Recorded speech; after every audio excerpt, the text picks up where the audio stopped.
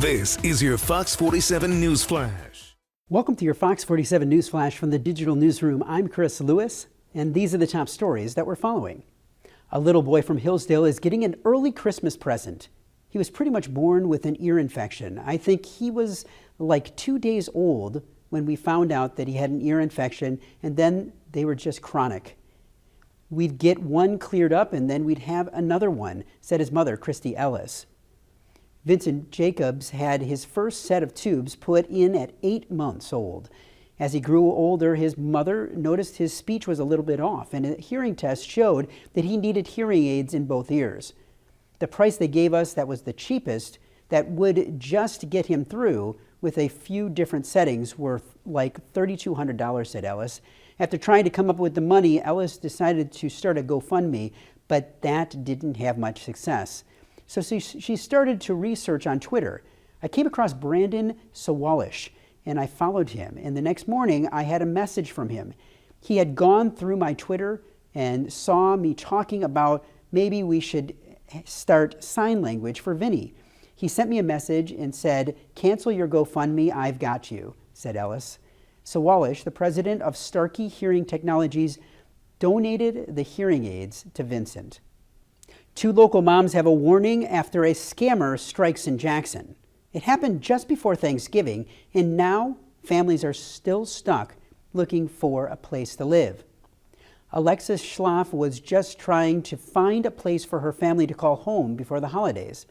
Instead, she's living in a friend's basement and out almost $500. It's been months since Schlaff and her family have had a place to call home, so when someone contacted her about a house in Jackson, she didn't want to miss out on the opportunity. "We were desperate for a house," she said, and they said, "Well, if you give us what you have now, you can move in and pay the rest." We thought it was a break for us. The Facebook profile Josie Silva told Schlaff she'd even waived the security deposit. Next thing Schlaff knew, that she was meeting with a person in a church parking lot with the cash and given a receipt and a key to the house. The two don't know if the person living in the house has anything to do with the scam. They just hope whoever is doing this stops preying on the vulnerable. I hope that they get caught and nobody else falls for it and nobody else gives up their last bit of money for a home that's not going to be their home in the end, Easton said. "I don't have much to take, but the one thing I did, they took. The worst part is when we gave them the money and they gave us the key, they looked in the back seat and said, 'We are so happy we could help you guys,'" Schlaff said. Fox 47 knocked on the door and no one answered. We also called the number and got voicemail. We'll let you know if we get a response. The Jackson Police Department responded to the address on a fraud call last week. Michiganders spent $221,000 at 3 dispensaries on the first day of recreational marijuana sales in the state. Now Lansing is gearing up for their own adult use retail sales.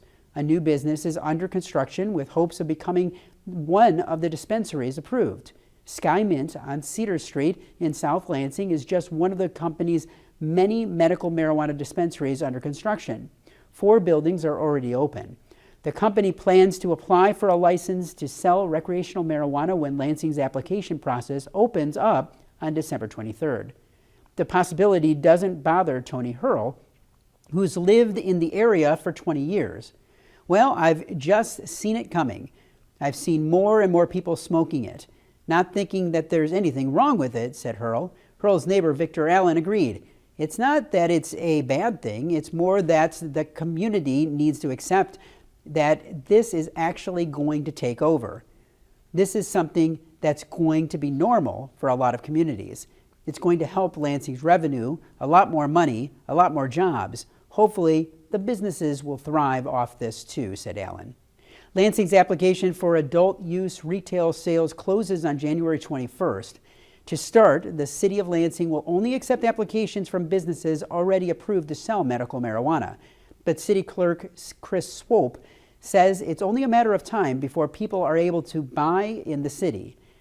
"I've said this for years, that I think marijuana should be well regulated and available, and it's what the voters support.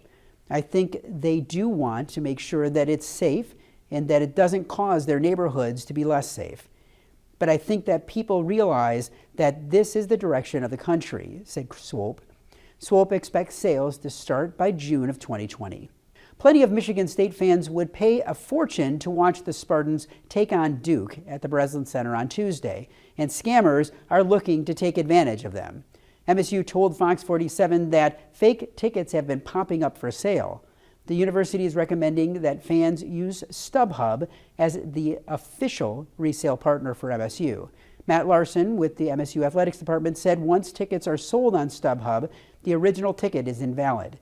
Larson said customers who are purchasing tickets from a third party that is not StubHub can bring the tickets to the Spartan ticket office to see if they are valid. Larson said buyers purchasing tickets with cash are encouraged to conduct the transaction at the 1855 building, where the Spartan ticket office staff can confirm if the tickets are valid. The Spartan ticket office is open on Tuesday from 10 a.m. to 5 p.m.